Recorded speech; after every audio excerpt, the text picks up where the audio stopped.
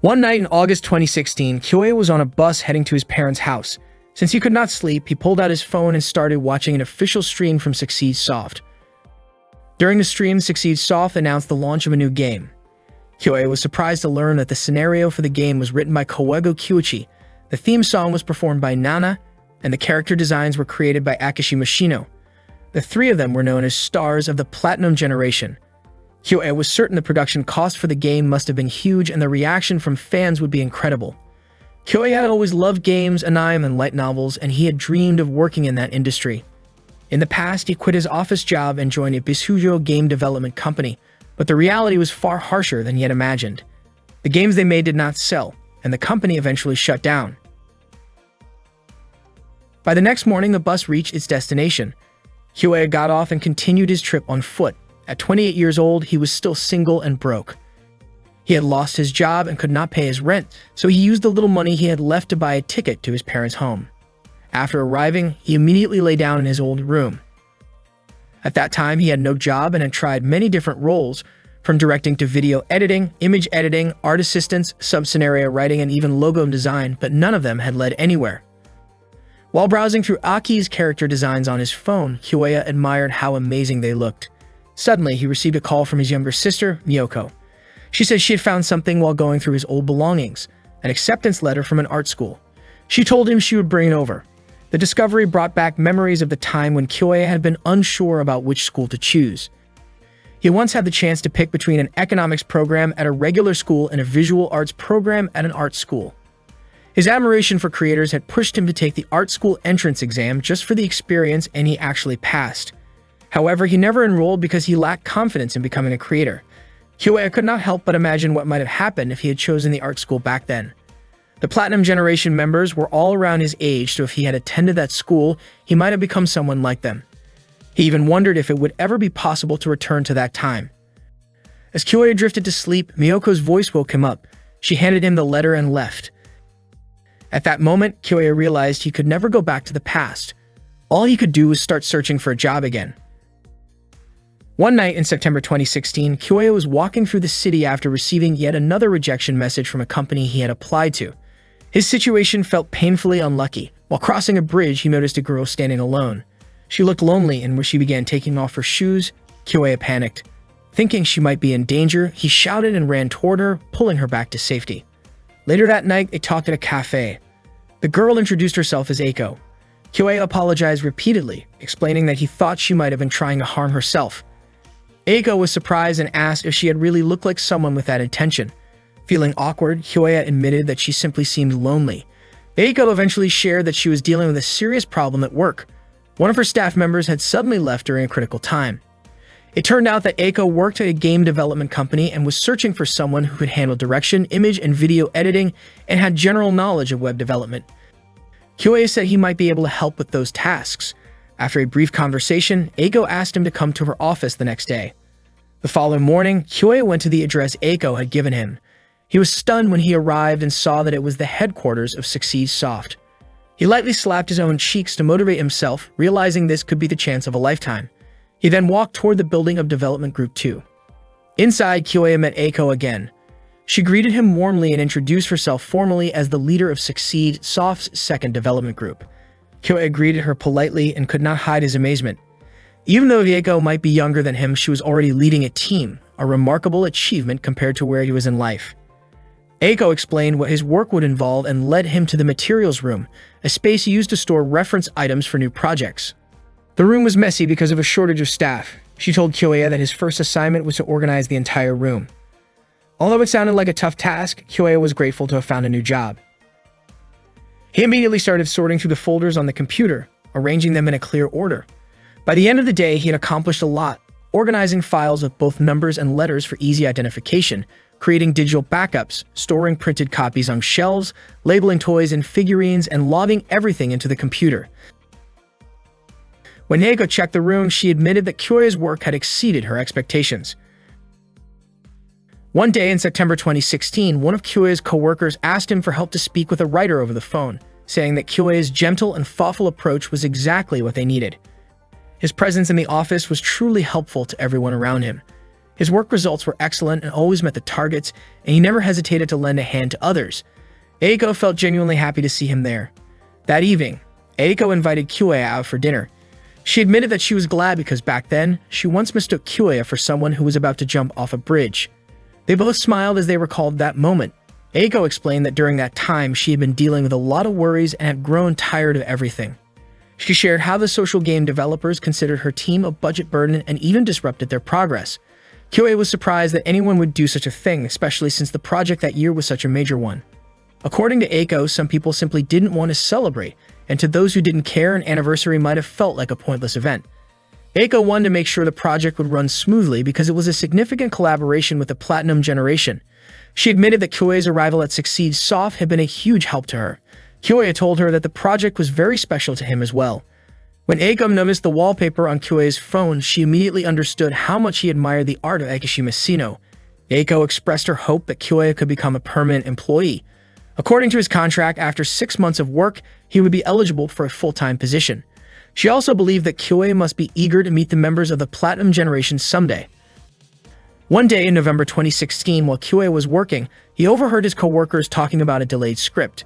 Suddenly, Eiko gathered all the employees to announce that the Platinum Project had been frozen by a decision from the board of directors. Shocked, Kyoya asked why such a thing had happened. Eiko apologized, saying there was little she could do. The staff members were deeply disappointed. All their hard work seemed to have been in vain, and many of them felt uncertain about the future of their team. Kyoya was stunned. Once again, he found himself facing another failure. He lowered his head in despair and accidentally dropped some documents on his desk. That night, Kyoya went back home with a heavy heart. His team had been disbanded, and his employment contract was canceled. Sitting alone in his room, he questioned what exactly had gone wrong with his life. His eyes wandered to a letter of acceptance from an art school, and he began to wonder what might have happened if he had chosen to attend that school instead. Perhaps he could have poured his heart into creating, thinking, and making something new. Perhaps he could have met the Platinum Generation, worked alongside them, and inspired each other. Frustrated, Kyoya threw the letter into the trash and cried, realizing it was all too late. Eventually, he fell asleep, only to wake up to the sound of Miyoko calling his name. When he opened his eyes, he thought Miyoko was just cosplaying, since she was wearing a high school uniform, even though she should have already graduated. Miyoko asked what he wanted to eat for the celebration. Kyoya was confused and had no idea what celebration she was talking about. Miyoko explained that he had looked so happy earlier when he was accepted into Umaka Art School. Kyoya, bewildered, replied that it had been 10 years since that happened. Miyoko, of course, didn't understand what he meant. Looking around his room, Kyoya noticed something strange. His bookshelf only had 7 volumes of Zero no Tsukaima, and several other books like Haganai, Asterisk, and No Game, No Life were missing. He also wondered why he still had a CRT monitor that he should have thrown away long ago. There was even a PlayStation 2 instead of a PlayStation 3. To his surprise, his smartphone had turned into an old flip phone. When he finally looked at the calendar, Kyoya realized that he was somehow back in the year 2006. For someone who always believed that time could never go backward and that life offered no second chances, it was shocking to find himself in the very past he had once wished to revisit, now with the possibility of making things right. Kyoya found himself back in the year 2006, and he decided to enroll at Umaka School of Arts. In April of that year, he officially began his classes there. Kyoya had no idea why this had happened to him. What he did know was that he had traveled 10 years into the past, returning to the exact moment when he was supposed to choose a university. Instead of dwelling on how strange the world could be, he chose to focus on shaping his own future. That day, Kyoya walked toward the place where he would be living during college. Carrying only the essentials, he set out to find his new residence. In his previous life, he had taken a safer, more conventional path because he doubted his own potential. That choice had led to many bitter experiences, so this time he decided to enroll in an art school to pursue the chance of a different outcome. Later that day, Kyoya arrived at the shared house called Kiriyami, which would now be his home. Before long, his belongings were delivered. He immediately began unpacking and organizing his room. After a while, exhaustion set in, and he decided to leave the rest for tomorrow. Taking a break, Kyoya grabbed a bottle of yogurt and drank it. He remembered his father's advice to eat more fermented foods like those containing lactic acid or natto because meals prepared while living alone might not always be balanced. While unpacking, Kyoya thought that becoming an art student might give him the chance to work with talented creators like Shino Akishima, Kyuichi Kawago, and Nana. Eventually, fatigue caught up with him and he fell into a deep sleep. Suddenly, he heard someone calling his name. Kyoei opened his eyes and was startled to see the president from his old workplace standing before him. The president urged him to wake up and reminded him that the Seiki Puriketsu project wasn't finished yet. Before he could process what was happening, debt collectors appeared and surrounded him. Confused, Kyoei thought it was all a misunderstanding. It turned out to be part of a film shoot. The president told him to run, saying that life was like filmmaking, where a second take could change everything. He encouraged Kyoei to chase after his bright future. In this second take, Kyoei sprinted toward the light, determined not to let his life end without trying again. Kyoei then woke up once more. As he opened his eyes, he saw a girl sleeping beside him. The scene felt oddly similar to a visual novel he had once worked on. At first, he thought he was still dreaming, but shock quickly set in, and he sat up abruptly. The girl slowly woke up too, rubbing her eyes. Kyoei stared at the cute stranger as she moved closer, surprising him. She was simply thirsty and reached for his yogurt without hesitation, enjoying it with delight. Curious, Kyoei asked who she was. The girl began to introduce herself, but before she could finish, she accidentally slipped and fell onto him. The noise startled the other residents of the house, and they rushed to check the source of the commotion. When they opened Kyoei's door, they were stunned to see the position the two were in. Kyoei quickly tried to explain the situation. The girl clarified that her futon hadn't arrived yet, so she ended up sleeping in Kyoei's room for the night.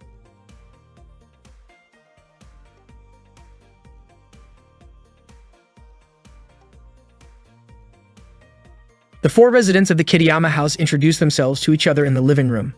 Kogure Nanako was the first to speak, sharing that she came from Shiga Prefecture. Kyoei guessed that Nanako was probably popular and had a slightly flashy gyro vibe. The guy sitting next to Nanako joked about whether Kogure sounded like the name of a crime family. Feeling offended, Nanako immediately punched him lightly in protest. The guy then introduced himself as Rokuanji Tsurayuki, and Nanako commented that the surname Tsurayuki sounded pretty cool. After that, Kyoei introduced himself. Nanako then asked Kyoei to explain what had happened since yesterday. Kyoei told them that everything was just a series of unfortunate coincidences. Tsurayuki was surprised that Kyoei had ended up sleeping next to a girl he had just met by pure accident. Nanako didn't believe the story so easily and playfully threw a pillow at Kyoei. The girl who had shared the room with Kyoei then introduced herself. Her name was Shino Aki, and she was from Fukuoka. Tsurayuki pointed out that the name Shino Aki sounded more like a boy's name. Aki explained that Shino was her family name while Aki was her given name, but Kyoei and the others ended up calling her by the nickname Shinoaki instead. Kyoei, Aki, Tsurayuki, and Nanako would now be living together in the Kitayama house. Kyoei and Aki shared the second floor, while Tsurayuki and Nanako stayed on the first floor. They divided household chores for the week, and that day it was Kyoei's turn to cook. While preparing the meal, Kyoei kept glancing at Aki and Nanako as they chatted, thinking to himself that both of them were incredibly cute. He remembered the incident from the day before and told himself he needed to be more careful to avoid any misunderstandings. That morning, Kyoei left the house with his three friends. They all turned out to be in the visual arts department. Nanako was surprised when she learned that the area they were walking through was part of Osaka, since it looked more rural compared to where she came from. It turned out to be a border area, and there had even been recent warnings about snakes. Nanako seemed uneasy at the mention of snakes, but according to Tsurayuki, there was something even more intimidating than snakes. The Unaka Art Landmark, a hill dedicated to art installations. When they finally reached the visual arts classroom, they saw that quite a lot of students had gathered there. Everyone found their assigned seats, and Kyoei and his friends split up to locate their numbers. Not long after, a muscular guy arrived and sat next to Kyoei. He introduced himself as Genkiro and looked genuinely excited to have joined the art school. Kyoei greeted him, and they started talking. Genkiro asked if Kyoei played any sports, but Kyoei admitted that he only watched baseball on TV. Genkiro began sharing stories about baseball players of that era and asked Kyoei which player he liked the most. Kyoei mentioned Udani, only to realize that Genkiro had never heard of the name. That made Kyoei suddenly remember that it was still 2006, while he himself had already lived through life up to 2016 in his previous timeline. He reminded himself to be careful with what he said. Not long after, the professor's assistant Misaki entered the classroom to give a welcome speech. Misaki suggested doing a quick survey by asking who among the students wanted to become film directors, scriptwriters, anime creators, game developers, and so on. The students eagerly raised their hands according to their interests, their faces full of excitement. But then Misaki suddenly shared a sobering fact.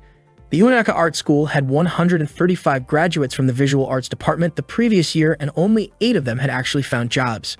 The students were shocked. Nanako guessed the number might have been around 42, but the reality was far lower, even though it was still more than the year before. Misaki explained that everyone first needed to meet their basic living needs, which required money. Games, anime, and films were forms of entertainment, and people only considered them important once their basic needs were fulfilled, which meant those industries had a lower priority. Misaki added that people entering these creative fields often walk a fine line between eccentricity and foolishness. However, if that foolishness could reach a level so extreme that no one else could replicate it, it could become something valuable. And that was exactly what Misaki hoped to see from them. If they were going to be bold, they had to take it to a level that others couldn't reach. After class ended, Kyoei reflected on what Misaki had said. It seemed that their chosen path would not be easy. He realized that the film, anime, and game industries were narrow fields where only a few names could truly rise to fame. Even those known as the Platinum Generation did not all end up shining brightly.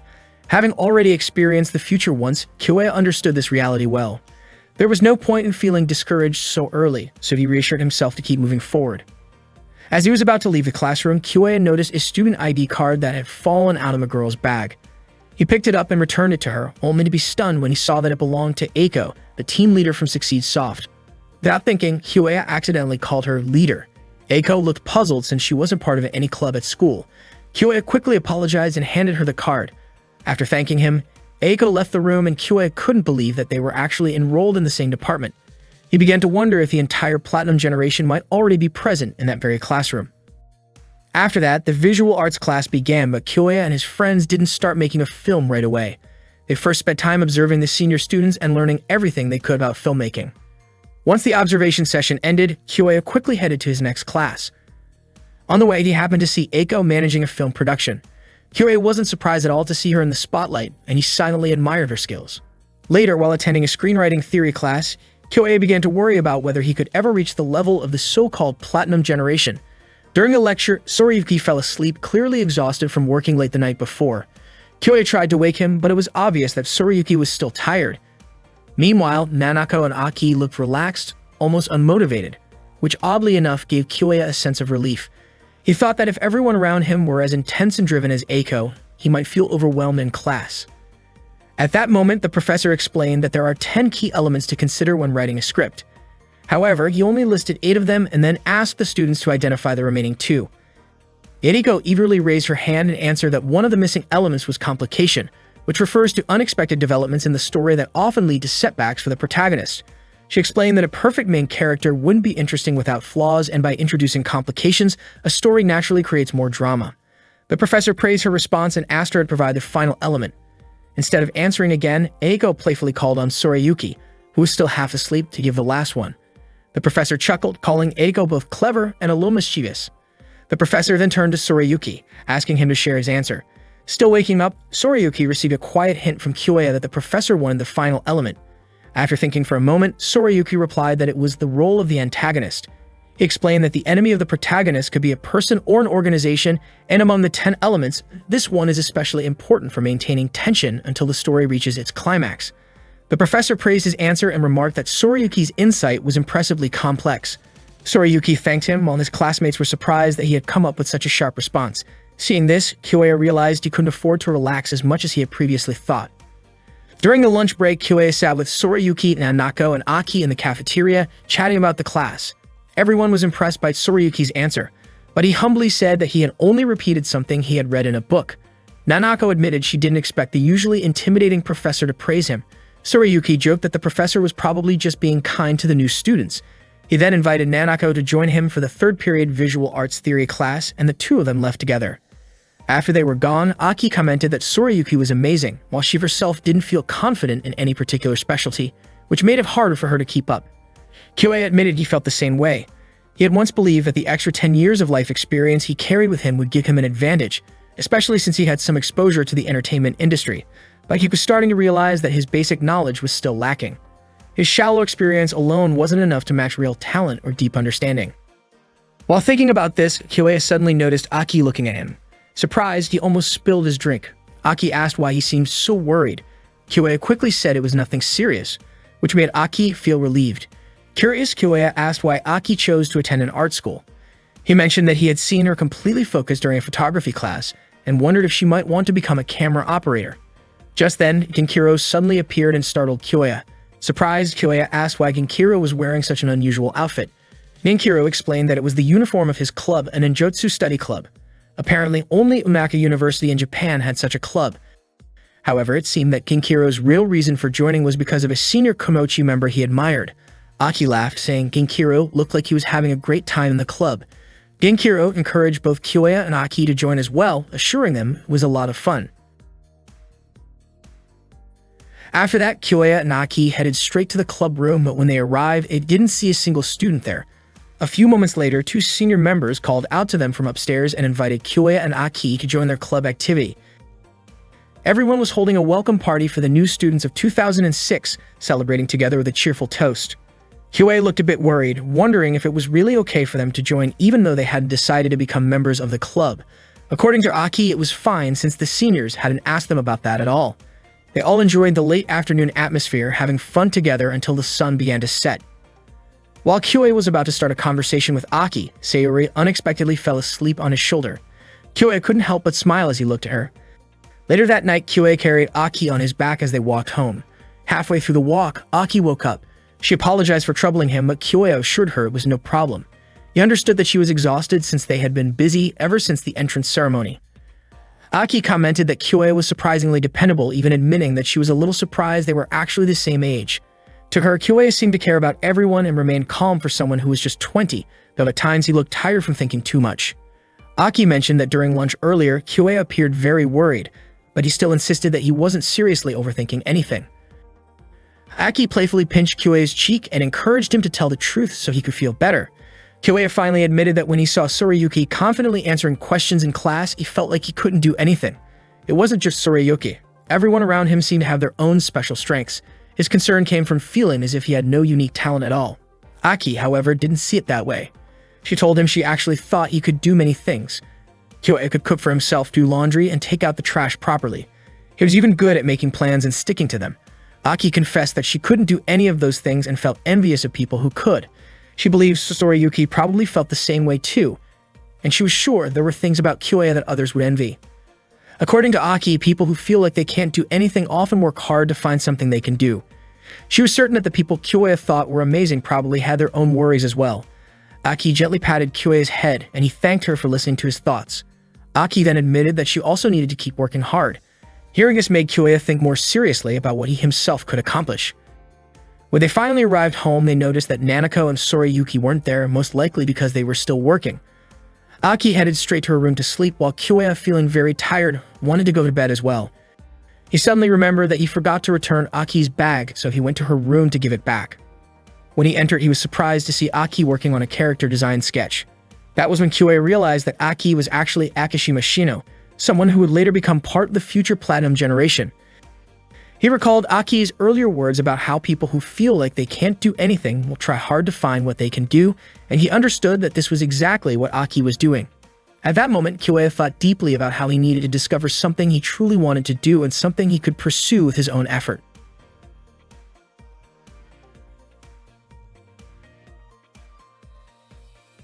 Aki scolded Tsurayuki for eating her ramen without permission. Tsurayuki apologized and offered to make it up to her by buying sukiymen instead. Aki pointed out that the soy sauce flavor of sukiymen was completely different from her own Yumakatoya tonkatsu flavor. Tsurayuki and Aki kept arguing while Kyoya could only watch. Nanako stepped out of her room and reminded Tsurayuki that eating someone else's food was something he should never do when they were all living together. Nanako was surprised when the three of them suddenly went silent and stared at her. Kyoya then pointed out something about her clothes. When Nanako looked down at herself, she was shocked to realize she was not wearing a top. Her face turned bright red and she quickly covered herself before hurrying back to her room. She had not noticed that she was in the middle of changing clothes. Kyoya felt a sharp pain from the reflexive smack Nanako gave him in her panic. Up to that point, Kyoya still could not understand why he had returned to the world of 10 years ago, with all his memories intact, something that could only be described as a time leap. His second chance at college life was already filled with late-night ramen and nervous stomach aches. Along with his housemates, Kyoya was determined to create a real project, even though he had no idea what awaited them on their journey. The next day, Misaki taught a class that Kyoya attended. She explained the 4 key elements of making a film and asked the students to form groups of 4 so that each person could handle one part of the project. Their assignment was to create a short film lasting 3 minutes, which would then be screened for the class. Nanako was surprised that it meant everyone would watch their work, while Aki was excited and wanted them to make something impressive. The theme of the project was time. After class, Kyoya and Sorayuki played baseball on the field while discussing their plan. Sorayuki suggested naming their team Kitayama. Kyoya divided the roles. Sorayuki would handle directing, Aki would take the technical side, Nanako would manage execution, and Kyoya himself would oversee production. Sorayuki wanted to write the script but admitted he was not interested in the on-site work. Later that day, Kyoya and Nanako went to their part-time jobs, surprised to find out they worked at the same place. Nanako mentioned that the manager gave her a strange look because she and Kyoya shared the same address. Curious, Kyoya asked why Nanako had chosen an art university and what she wanted to do there. Nanako said she had no special reason, and that maybe she had simply grown tired of Lake Biwa. She shared how, back in grade school, she once believed Lake Biwa was the ocean because of how enormous it looked. She was sure Kyoya might have thought the same if he had seen it. Nanako reminisced about her old neighborhood, where there were towns and shopping areas, but explained that if she had never left her home, she would never have known what the ocean really looked like. Time passed without her realizing it, and before she knew it, she had arrived in a completely new place. She admitted it felt like she was still searching for her identity. Hearing this, Kyoya remembered experiencing something similar himself. While Kyoya was about to place a drink on the wrong shelf, Nanako reached up to help him put it on the top rack. As she leaned forward, she accidentally bumped into him. She quickly apologized and asked him to hold still for a moment while she finished arranging the drinks. Kyoya stayed calm, silently reminding himself that even though he looked like a young college student again, his mind was still that of a 28-year-old adult. He thanked Nanako for her help, and they soon finished their shift. The next day, Kyoya met with Misaki to submit the names and roles of his team members, though he admitted that he still had no idea what their project would be about. Misaki encouraged him by saying that inspiration could come from anywhere and asked if anything interesting had happened to him lately that he could use. Kyoya recalled the moment when Nanako had stepped out of her room while changing in the awkward accident at work. His face flushed at the memory, and he quickly excused himself from the room, realizing he needed to decide on their concept soon. When Kyoya arrived home that evening, he found Aki asleep at her desk, having dozed off while studying. He gently woke her, and she greeted him sleepily, sharing that she had been dreaming of eating a mountain of Edoshima oysters. Kyoya apologized for waking her from such a pleasant dream and asked why she had chosen to attend an art university. Aki admitted that she never felt particularly talented at anything and thought it would be good to try something where she might discover what she could do. She confessed that even back in grade school, she was not good at studying and often missed her train. Since she grew up in the countryside, missing a train meant waiting 30 minutes for the next one, and the station staff even came to recognize her over time. Inspired by Aki's story, Kyoya came up with an idea that fit the theme of time. That night, he gathered his team and shared his plan to make a short film about a train station. When Nanako asked why, Kyoya explained that a station was a place everyone could easily picture, which made it perfect for establishing the setting in a 3-minute film. He felt that a station, where people come and go and time constantly moves forward, was the ideal backdrop for their project. Nanako agreed, and Aki also mentioned that everyone used the train.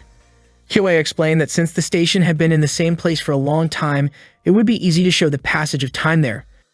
He thought it could be used to tell the story of a woman's life within 3 minutes, and it might look interesting if the events were aligned to happen in a single day. Nanako liked the idea because she thought it was really good, and Aki was excited to see how it would turn out. However, Sorayuki asked for 30 minutes to think about it first. Sorayuki went to his room, leaving Aki confused about what was bothering him. After a while, Sorayuki came out carrying a plot outline based on Kyoya's earlier explanation. Kyoya looked happy after reading it. Aki praised Sorayuki for being able to create a plot so quickly. Everyone agreed with the idea, and Kyoya asked Sorayuki to write the full script. But suddenly, Sorayuki called Kyoya aside to talk. Sorayuki handed Kyoya a small piece of paper containing notes of his own idea. Kyoya was shocked when he read it because it was exactly the same as the idea he had just shared.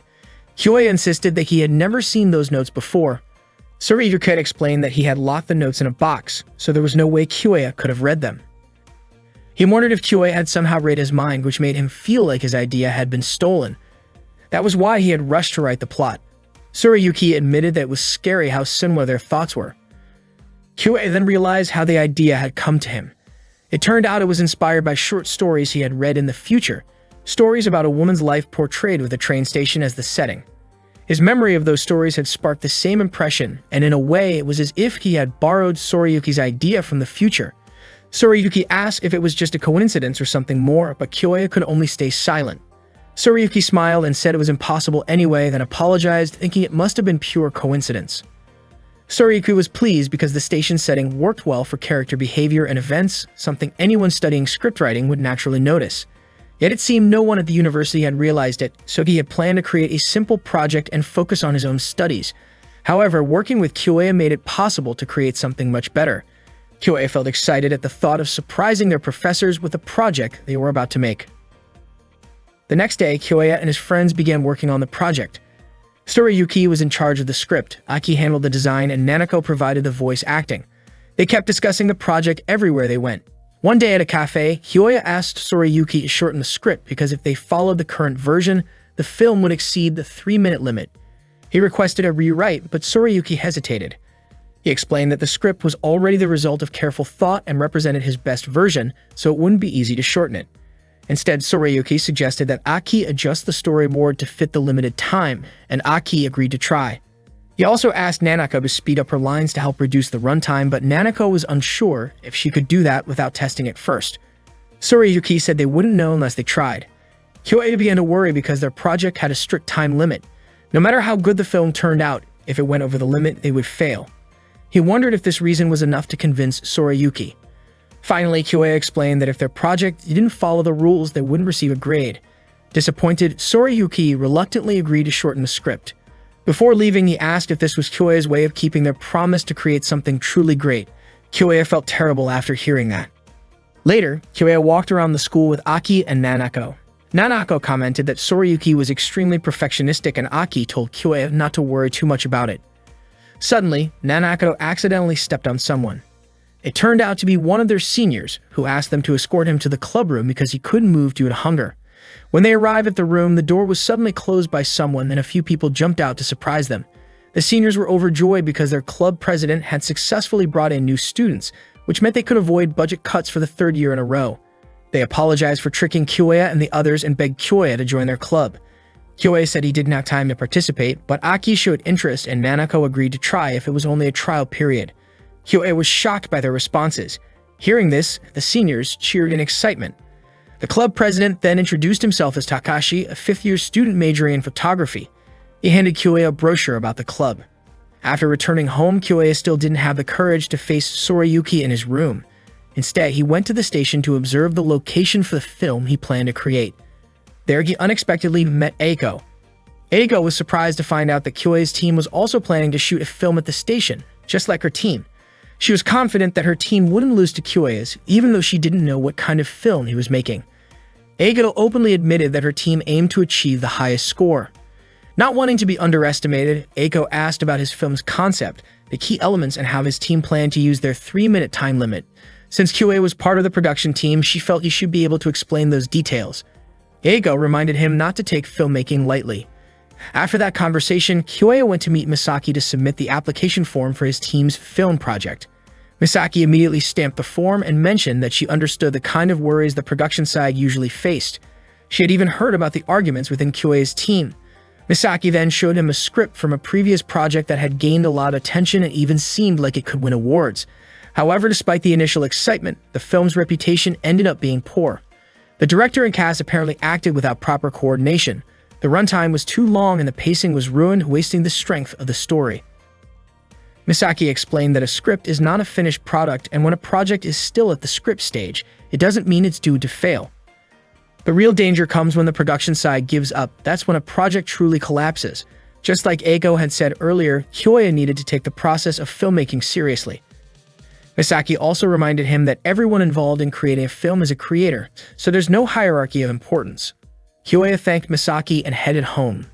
On the way, he realized that time might feel limitless, but nothing would ever change unless he took action. He immediately went to see Sorayuki and apologized, asking if they could talk things over once more. Sorayuki told him to do as he wished since the issue was already in the past. But Kyoya insisted that nothing had truly started yet. He agreed with Sorayuki's earlier words that they were only about to begin filming and editing, and he wanted to discuss everything again. Concerns about the runtime could be dealt with later. Hearing this, Sorayuki smiled and regained his motivation. Aki and Nanako felt relieved to see the two of them reconcile. The next day, the four of them went to the station to start shooting their video. However, something unexpected happened. The camera that Tsurayuki had borrowed turned out not to be a video camera. Tsurayuki was shocked to realize this mistake.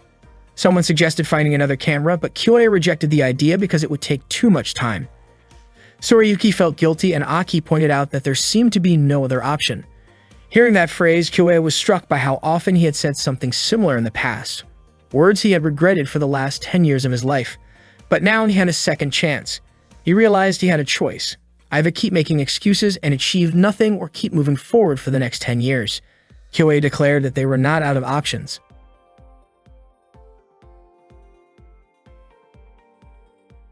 The day of the short film screening finally arrived, and the students gathered in the theater room to watch the projects. Nanako felt nervous just thinking about how their film would turn out. Kyoya apologized to everyone because he barely finished editing and they never had the chance to preview it. Tsurayuki told him not to worry since he had already trusted Kyoya with everything. Nanako added that without Kyoya, they would not have been able to bring anything to completion. Aki confidently said everything would be fine. Before the screening started, Misaki gave them a few words of guidance. She reminded everyone that while this was part of a class assignment, once a piece becomes a finished work, it has to be ready for the audience's judgment. Everyone in the room was a creator themselves, so they had the right to react honestly, whether that meant laughing, clapping, or staying quiet.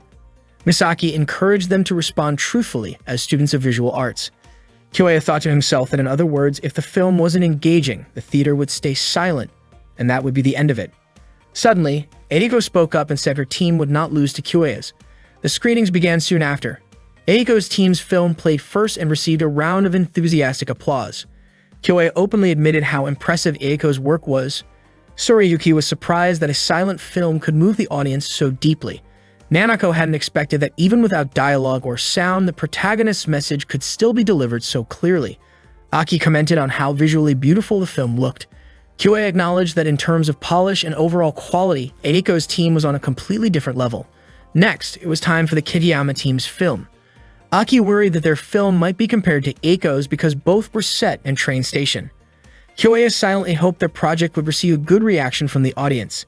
As the film began, the audience was surprised to see that it used a series of still images edited in sequence to create the illusion of motion. That was the method Kyoya had to come up with. Earlier, he had told the team that they would try something different. Tsurayuki initially objected, pointing out that they were supposed to produce a video, not a slideshow. He even suggested changing the schedule, but Kyoya refused to give up. He asked everyone to trust him and assured them that their hard work would pay off. Kyoya spoke with such confidence because he had faced tough situations before. In the past, he once had to create a promotional video with almost no usable material. Back then, he managed by using After Effects, Premiere, and Photoshop, tools that were already available at the time. He was determined not to waste his friend's efforts. Kyoya then contacted Takashi to let him know he was interested in joining the photography club and asked Takashi to teach him how to take good photos. After that, Kyoya and Aki set up the camera positions following Takashi's instructions. Kyoya explained that they needed 100 photos per segment, which meant they would keep the camera fixed while taking shots. He then asked Nanako to act as usual once the clapperboard signaled a 2 to 3 second cue. He reassured her that he would capture the best frames from the continuous shots. Tsurayuki placed his full trust in Kyoya. Kyoya also told Aki that the composition he wanted would only work for still images. He knew it was a tough challenge but believed Aki could handle it. Aki admitted she wanted to meet his expectations. Kyoya also borrowed Nanako's digital camera to take 15-second bursts of still shots to piece together the story. During the shoot, Kyoya asked for Takashi's help to guide the process. Together with their classmates, they worked on capturing every shot until late afternoon. The short film was finally screened in front of the entire class. Kyoya silently wished for everything to go well. When the film ended, he was stunned to hear Eiko and the other students applaud. Genkiro was even moved to tears after watching it. Tsurayuki couldn't believe they had received such lively applause. Aki felt completely satisfied, and even Eiko acknowledged Kyoya's skill. Afterward, Kyoya felt an overwhelming sense of relief. Eiko's team secured first place, which was no surprise, while the Kitayama team earned third place. Kyoya couldn't help but think that if they had been able to produce the film exactly as planned, their score might have been even higher. Later, when only the Kitayama team remained in the theater, Kyoya apologized if his editing hadn't been good enough. But Tsurayuki admitted he was more frustrated with himself for not knowing what Kyoya had been doing during the shoot, especially since everything turned out so well in the end. He praised Kyue's skill and reflected that if his own script had been a revised version based on Kyue's feedback instead of the first draft, the film could have been even better. Nanako also praised Kyue's incredible idea, admitting that all she did was follow his direction, yet the results still amazed her. She confessed that acting in the film made her want to perform again. Nanako promised she would do even better next time because she wanted another chance to act. Aki teased Kyue, calling him sneaky because he was usually so quiet, yet when he became passionate, his eyes seemed to light up. She even admitted that her heart raced during both the shoot and the screening. Misaki then reminded them that the theater would be closing soon and asked if the four of them had figured out what they wanted to work on next. Aki, Nanako, and Sorayuki each decided they wanted to become even better than Kyue. Misaki smiled warmly, happy to see the determination in all of them. Meiki told the group that there would be another assignment after the holiday, and she asked the three of them to be ready to respond to Kyue. As they left the theater room, they talked about the mistakes they had made. They went over Sorayuki's error in handling the equipment, Aki's issue with the timing when creating the storyboard, and Nanako's unexpected desire to act, which had completely surprised Kyue. At that moment, Kyue thought that if he could put pressure on the platinum generation he admired so much, then maybe his decision to remake his life was starting to move in a better direction. Meanwhile, Eiko visited Misaki in her room. She admitted that she was upset about why Kyue's team did not earn first place. Misaki explained that Kyue's team created something unusual for a school project and suspected that this wasn't accidental. She believed that the team must have run into problems when requesting equipment. Misaki said that the film wasn't fully planned out, but even so, it had been a long time since she had seen something as interesting as that. If Kyue's team had actually made that recording as a way to overcome obstacles, then Kyue's problem-solving ability was far from ordinary. Eiko agreed with her. Misaki then revealed her plan for the next semester's assignment, saying that she wanted Eiko to work together with Kyue's team. Eiko was surprised to hear this. Misaki teased that she was sure Eiko was interested in Kyue. Eiko quickly clarified that she was only fascinated by Kyue's talent as a producer. Misaki smiled and said that was exactly what she meant. Eiko's face turned red with embarrassment, and feeling annoyed, she quickly left Misaki's room. It turned out that Misaki and Eiko were sisters. Misaki couldn't help but think to herself that her little sister was indeed adorable. Later that day, Nanako and Kyue finished their part-time work. Nanako apologized for asking Kyue to take the shift that day, then invited him to go to a karaoke place. It had been a long time since Kyue had gone to karaoke. Nanako admitted that she really enjoyed karaoke, or more accurately, she loved music and singing. The moment Kyue heard Nanako sing, his heart felt move even though her voice was honestly pretty off-key. After finishing her song, Nanako confessed that she knew she wasn't a good singer. She shared that her grandmother used to play traditional minyo music at home and had taught her since she was a child, but she never played it well because she couldn't correct her pitch problems. Nanako explained that when she sang alone, she never knew what to improve, which was why she wanted to sing karaoke with Kyue. Kyue agreed, and Nanako was overjoyed that he accepted. After leaving the karaoke place, they walked home together. Nanako admitted that singing in front of Kyue felt surprisingly easy and made her really happy. Suddenly, Kyue suggested that Nanako should upload her singing online after practicing and gaining more confidence. He wanted to record her singing and share it on a video site so more people could see it. But Nanako immediately refused, saying she didn't want to do that because she was sure people would criticize how bad her singing was. Kyue tried to reassure her, saying they could upload it once her quality improved, but Nanako still declined, insisting she didn't want to show it to the whole world because it felt like seeking attention. Kyue then suggested uploading it to a Japanese video-sharing site instead. Nanako had never even heard of that site before. It turned out that the site would only be launched at the end of the year. Hearing that, Nanako finally softened and agreed. Kyue became excited, deciding to make it a goal for Nanako to practice singing and reach that milestone together. The next day, the photography club held a small celebration for the end of the semester, and for the art club's budget increased thanks to their new members. Everyone raised their glasses for a toast.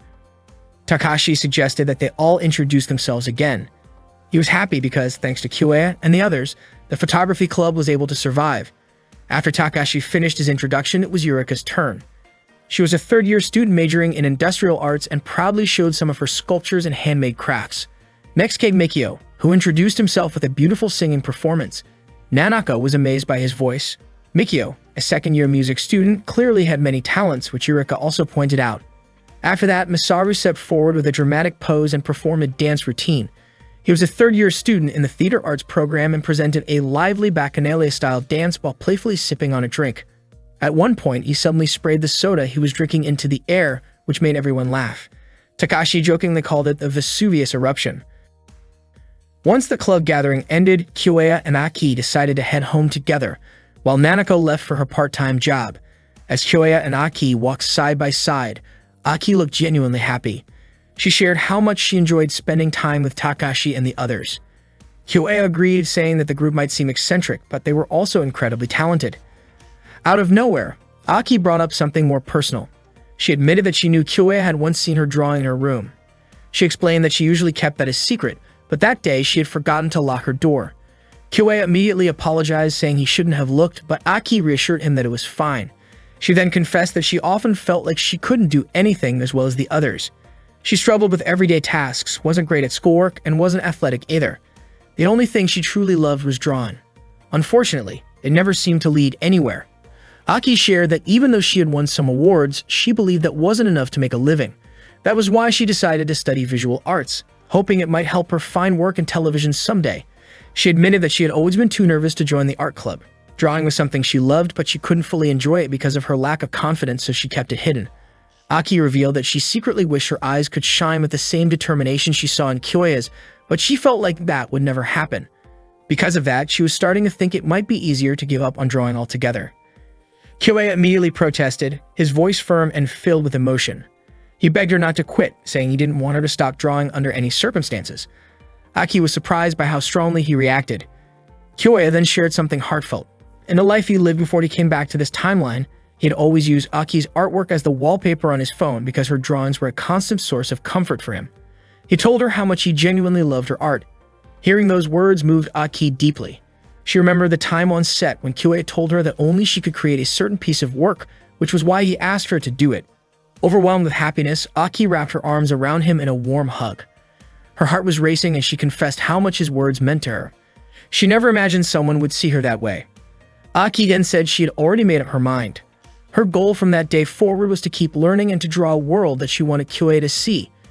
When Aki asked if Kyoya also had a goal, he smiled and said that he did, but he wasn't ready to tell her yet. Aki smiled back, promising that she would work hard until the day he was willing to share it with her. In truth, one of Kyoya's personal goals was to hear Aki say those very words 10 years in the future. And with that moment, the remake of Kyoya's life had only just begun.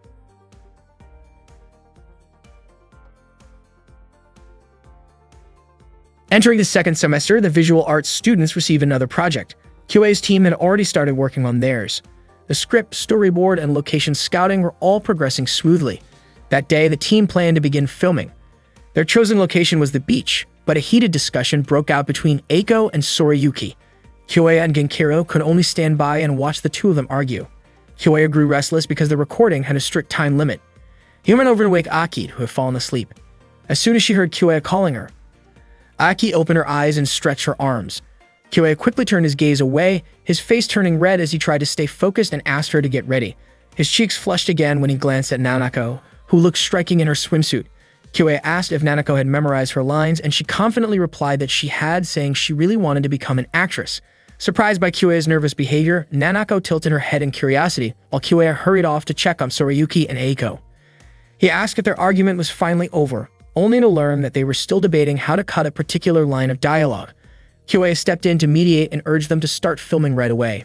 Realizing she was wasting time, Eiko decided to stop arguing and walked away, but Sorayuki, still trying to say something, accidentally tugged on the strap of Eiko's bikini. The strap came loose, leaving Eiko embarrassed and flustered. Her face turned bright red as she quickly covered herself. Out of shock and frustration, she shouted and gave Kyoya a reflexive slap, even though he hadn't done anything. On the train ride home, Kyoya asked if Eiko was still upset about what happened earlier, but she brushed it off. Instead, Eiko brought up a different topic, equipment for the shoot. She found it strange that first-year students were allowed to borrow filming equipment for several days when, by rule, they were normally restricted. Their beach shoot was scheduled to last 3 days and 2 nights, which seemed impossible without special arrangements.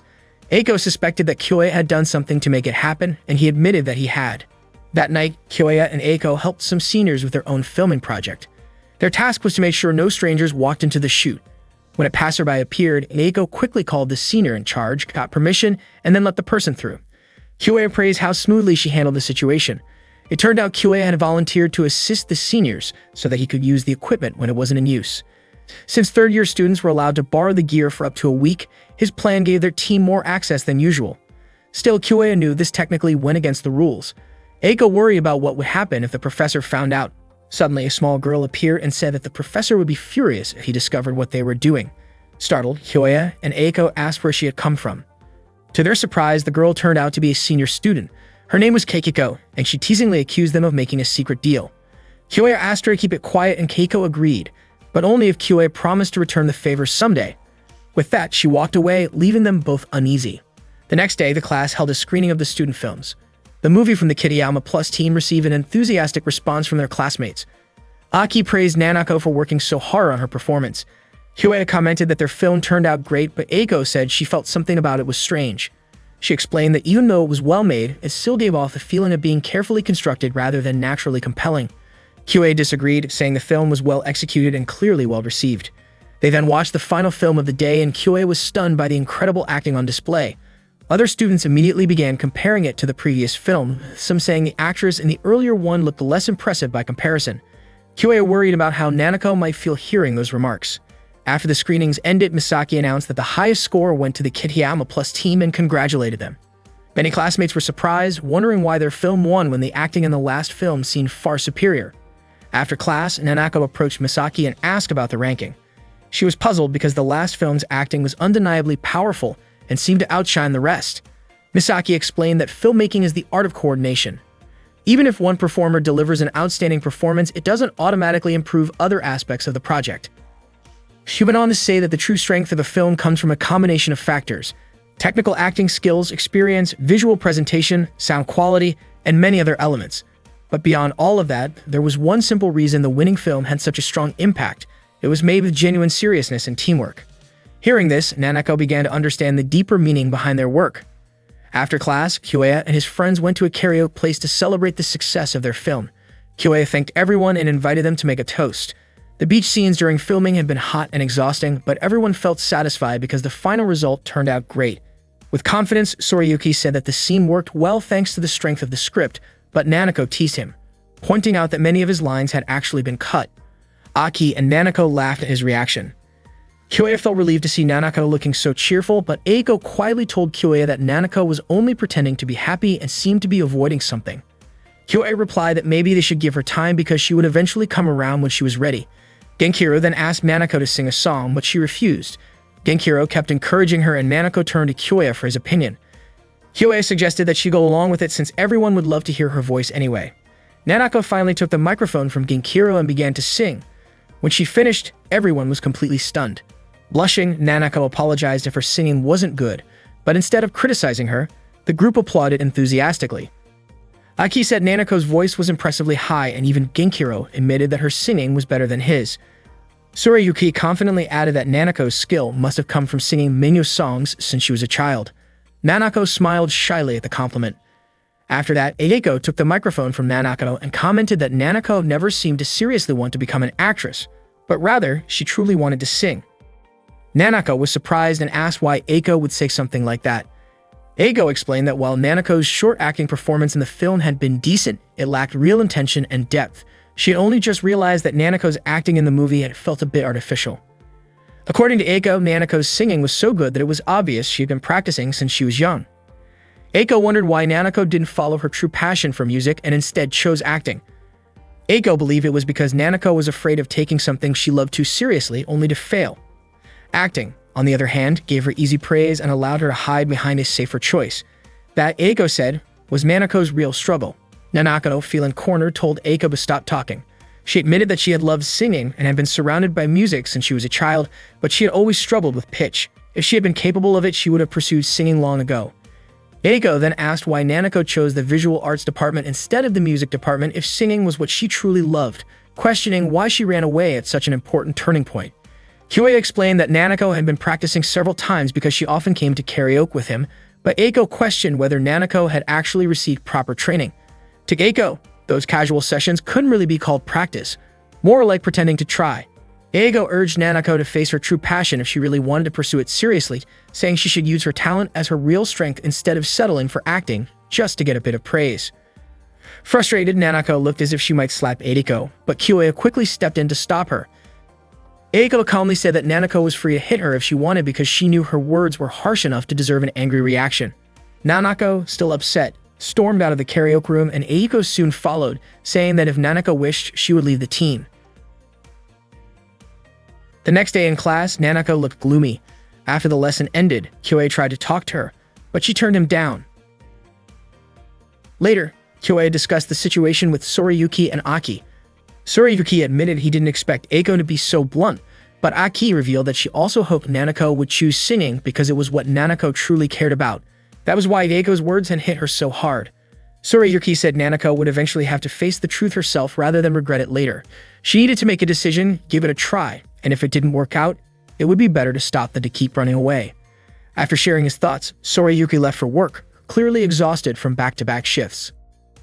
Later that day, Eiko met Kyoei at a cafe. Kyoei refused to let her quit the team. Eiko admitted she felt bad for Nanako and didn't want to cause Kyoei more trouble, but Kyoei insisted that what Eiko said was something Nanako needed to hear. He told Eiko not to worry about Nanako still being down. Eiko then confessed that she actually felt jealous of Nanako, who had a natural talent that shone brightly and had been honing it since childhood. What made Eiko angry was that Nanako acted as if she didn't care, even though she clearly possessed a gift. Eiko described Nanako's voice as expressive and captivating, capable of mesmerizing anyone. On top of that, Nanako was beautiful and charismatic, someone who truly looked like a star. Kyoei reassured Eiko that Nanako would not give up and that she was stronger than she seemed. At school, Kyoei later spotted Mikio and Masaru preparing for the upcoming school festival concert, since the three of them were part of the organizing committee.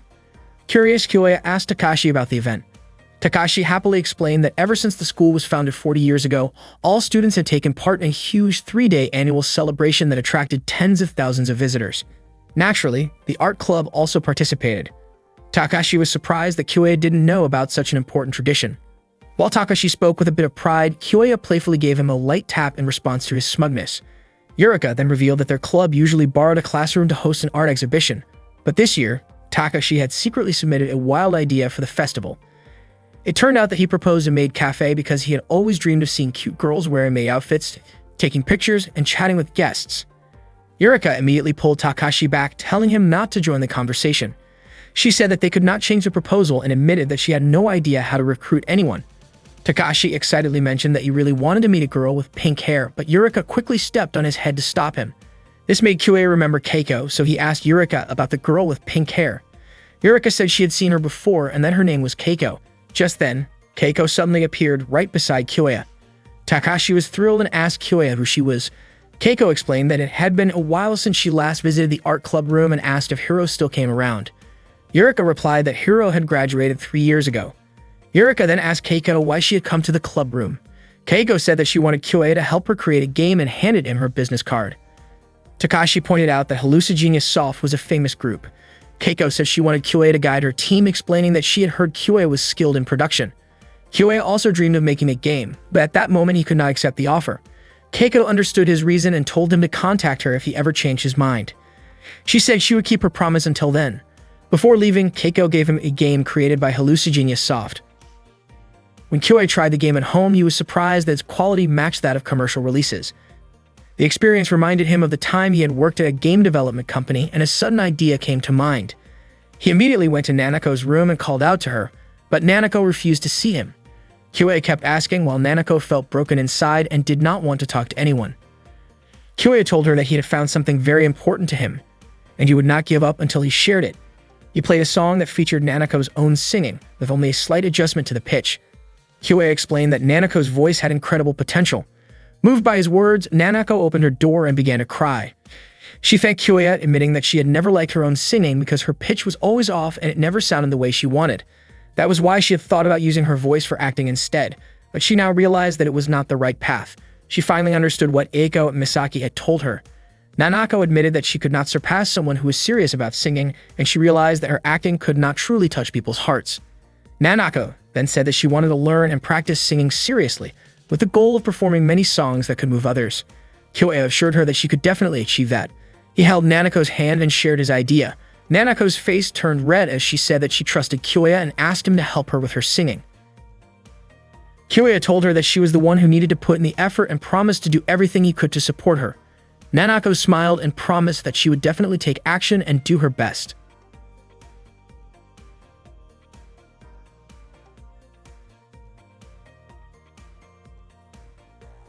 That day, the students were busy preparing for the upcoming festival. Kyoe was checking the equipment that his club would use for the event. Nanako came over carrying drinks for him.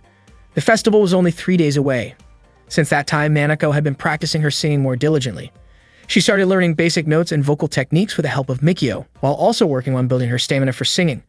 Kyoe even recorded Nanako as she practiced. During one of their sessions, Nanako asked Kyoe if she could really become good if she kept training like that. She says she enjoyed the practice and could feel her progress, but she's still worried about what awaited her after all the effort and whether she should keep going. Kyoe told her to just keep doing it because it would be a waste to stop now. He admitted that he was moved just by hearing Nanako's determination. Nanako then asked why Kyoe was working so hard to support her. Kyoe explained that it was because he had heard her singing and felt something incredible. He wanted to help her whenever she felt uncertain about her purpose, and he promised to keep thinking of ways to support her until she was satisfied. Nanako suddenly hugged Kyoe and said she was grateful to finally have a friend who would go that far for her. Realizing what she had done, Nanako quickly apologized for hugging him and asked him not to misunderstand. She said she truly felt thankful because she already felt better than before. Kyoe thought about how many amazing people were around him: Nanako, Aki, Sorayuki, and Eiko. They were all working hard to create something extraordinary. Perhaps that was the reason why Kyoe had traveled 10 years back into the past. The next day, the Unaka Art School Festival finally began. The 3-day event drew large crowds of visitors. It was a historic celebration in the Kansai region, featuring special exhibitions, art displays, independent film screenings, and concerts. Genkiru handed Kyoe a pamphlet for a historical play and revealed that he would be performing in it, asking Kyoe to come watch. Meanwhile, Nanako and Aki greeted Kyoe when he arrived at the maid cafe. Kyoe was captivated by how they looked in their costumes. Nanako became flustered when she noticed Kyoe staring at her like that. Unexpectedly, Keiko also showed up in a maid outfit. She decided to help their club after hearing they were short on staff. Keiko asked how she looked and Takashi commented that her appearance was absolutely perfect. Keiko reminded Kyoe that he now owed her 2 favors. Visitors crowded into the maid cafe to see the charming maids. Aki, Nanako, and Keiko cheerfully served customers, keeping the atmosphere fun and lively. Yurika apologized to Kyoe for making him handle cooking and taking orders, explaining that Mikio and Masaru were busy with the concert committee. At one point, Takashi tried to secretly take an inappropriate photo of Keiko. Yurika immediately kicked him, snatched his camera, and called him out for being inappropriate. Later, Aki approached Kyoe and gently wiped a grain of rice from his cheek. The maid cafe turned out to be a huge success, drawing so many guests that Kyoe and the others barely had time to explore the rest of the festival. That night at home, Nanako and Aki were exhausted after working 2 days straight. Sorayuki dropped by and was surprised to see how tired they were. He asked if working at the maid cafe was really that exhausting. Kyoe explained that the place had been so packed with visitors that they barely had time to rest. Nanako joked that it felt more like overtime work than a festival. Kyoe said their sales goal had already been reached in just 2 days and mentioned that he would ask Takashi if they could close early the next day. He also invited Sorayuki to come by because the festival was far more exciting than he had expected. Nanako encouraged Sorayuki to take a break once in a while because it was not good to keep working non-stop. Although Sorayuki was not too eager to change his routine, he admitted that he did not want to miss the screening of the intense dinner party film, and he was also curious to see Nanako, the former delinquent, dressed as a maid. Annoyed by the teasing, Nanako playfully punched Sorayuki for making fun of her past. Hearing the commotion, Aki woke up and she and Kyoe could only smile at the friendly argument between Sorayuki and Nanako. The next day, Eiko visited the maid cafe stand. Kyoe noticed her and immediately greeted her, surprised that she had come to the festival. He suspected she was there for a reason. Eiko explained that she came to watch the intense dinner party film and also wanted to apologize to Nanako. Kyoe said he felt there was no need for her to apologize because Nanako had already become serious about singing and Eiko's words had actually sparked that change. Kyoe invited Eiko to stop by the maid cafe, but she declined since the movie was about to start. Before she left, Kyoe asked her to listen to Nanako's singing someday. Eiko agreed as long as Nanako continued to take her singing seriously. Later that day, Kyoe and Aki went to watch the historical play. As the performance neared its end, they still had not seen Genkiru, even though he had said he would be part of it. To their surprise, Genkiru turned out to be playing the role of a tree in the stage props. After the play, Kyoe and Aki sampled food from various stalls, then visited the art exhibition, haunted house, and painting gallery. Kyoe was impressed by the fine arts department's work. Everything in the exhibition was crafted with incredible dedication. Aki stopped to admire one particular painting and Kyoe joined her. The artwork was stunning with a delicate atmosphere and an almost transparent quality perfectly suited to Shinoaki's style.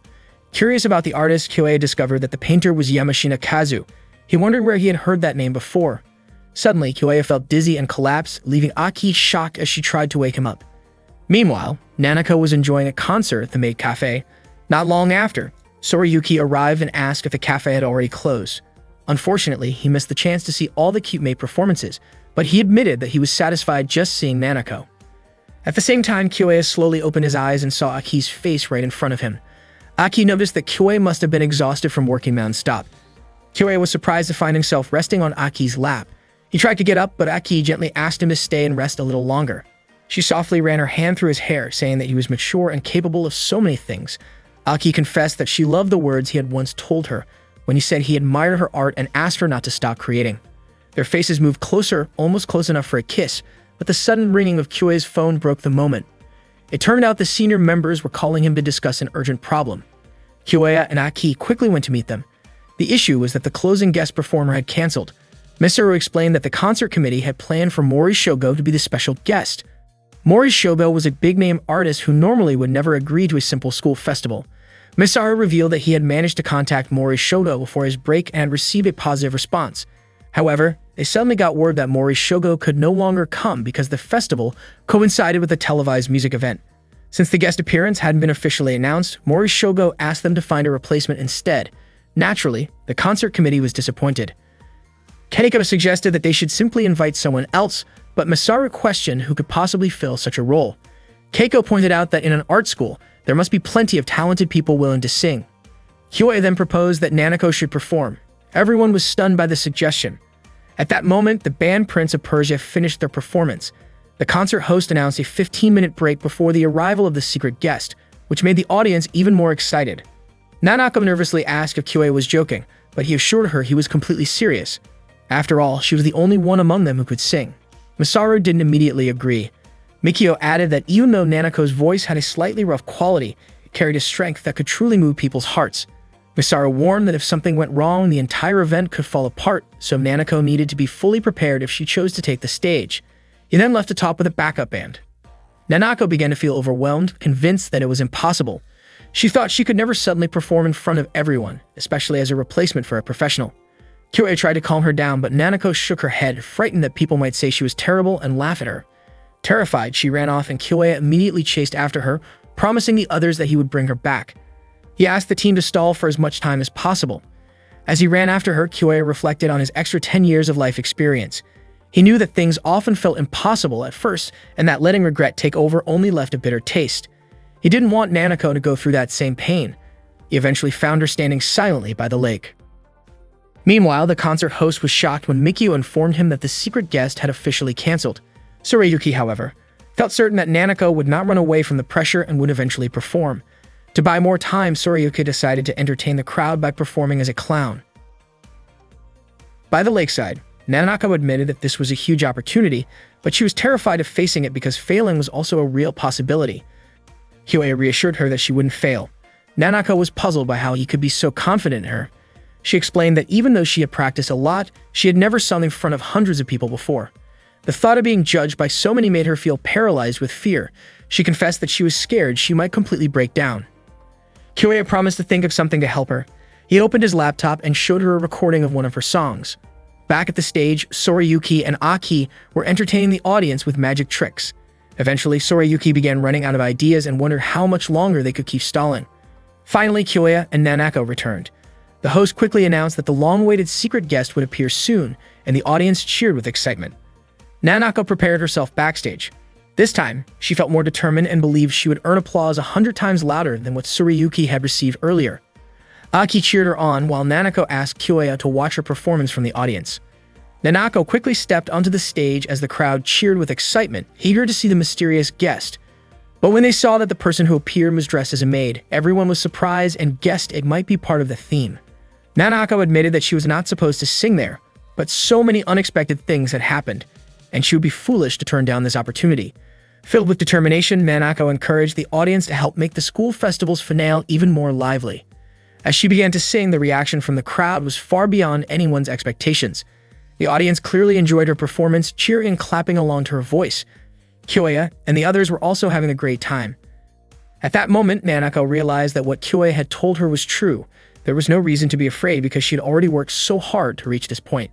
Earlier, when Kyoei spoke to her by the lake, he mentioned that the new video Nanako uploaded yesterday had already gained 10,000 views. That meant she had technically performed in front of tens of thousands of people online, so it would be strange to be scared of singing in front of just a few hundred at the festival. Kyoei believed that the school festival audience would eventually become Nanako's fans, and with that reassurance, she finally decided to perform on stage. Nanako understood that the world was not that simple, and that hard work alone would never be enough, but she wanted her feelings to reach people's hearts. Even Eiko admitted that Nanako's talent was impressive. Kyoei commented that this was exactly how Nanako looked when she was serious, which made Eiko curious about what kind of encouragement Kyoei had given her earlier. The response to Nanako's video turned out to be much bigger than expected. Of course, there were some negative comments, but her beautiful voice drew in far more positive attention. Nanako refused to run away, no matter how harsh the criticism might be. Instead, she took the advice she received and used it to improve her next video. On the internet, artists and fans often collaborated to create music through feedback, something that in 10 years people would come to call user-generated content. Nanako's voice had already captured Kyoei's heart the first time he heard it. Her live performance ended with loud and enthusiastic applause from the audience. After finishing her song, Nanako immediately went backstage to thank Kyoei, but he was nowhere to be found. Storiyuki handed her a drink and suggested that Kyoei might still be sitting in the audience, so Nanako quickly ran off to look for him. At that time, Kyoei was sitting with Aki near the fountain. Aki had felt a bit dizzy earlier, so she went there to rest for a while. Suddenly, Aki stood up and mentioned that they were about the same height at that moment. Before Kyoei could react, Aki gently kissed him on the lips. Kyoei was startled but also felt the warmth of the moment. Aki explained that she was simply carried away by the atmosphere of the festival. Meanwhile, Nanako happened to witness the scene from a distance.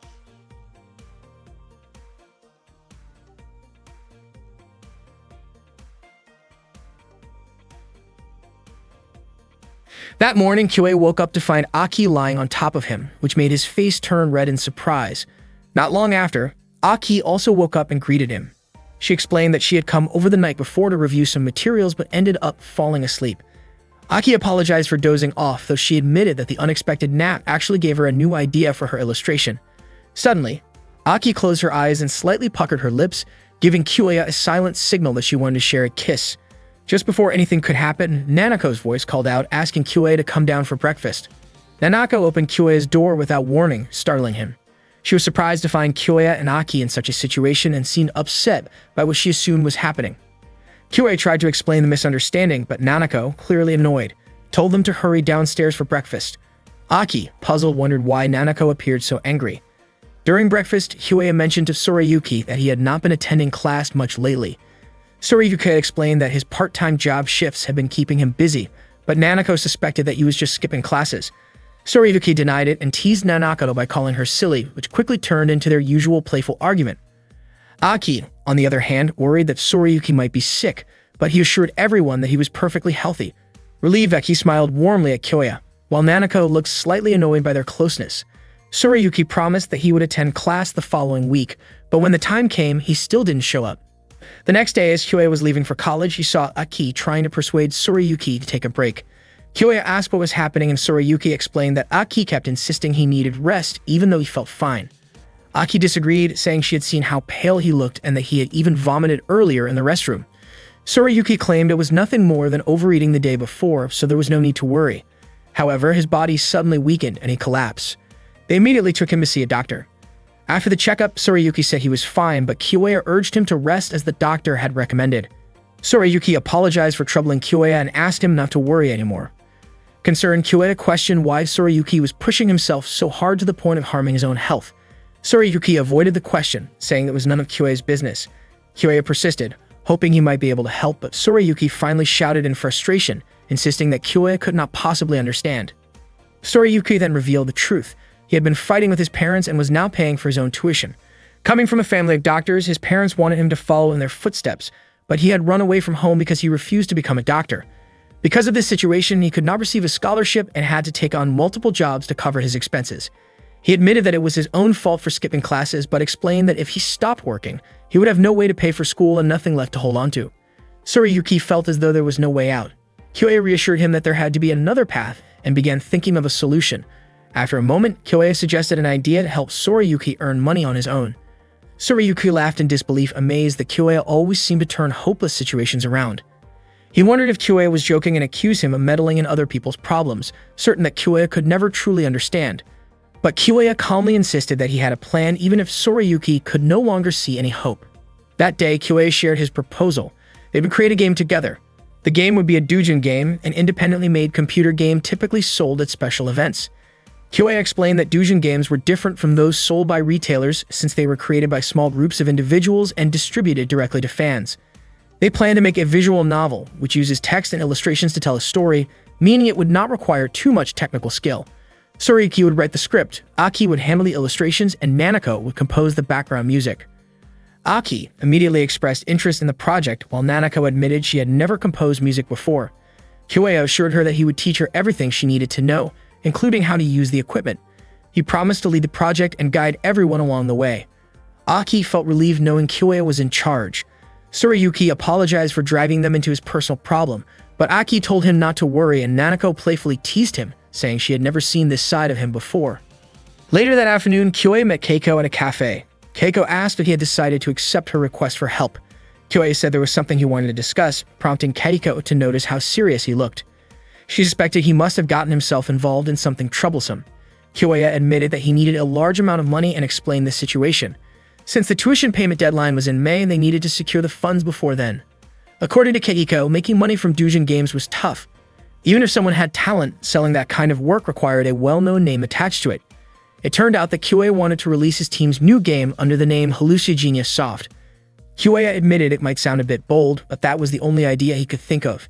Keiko agreed to let Kyoya borrow her group's name, which made him really happy, but she also gave him a condition. Keiko wanted Kyoya to create something that would actually sell. It was a simple request, but not an easy one.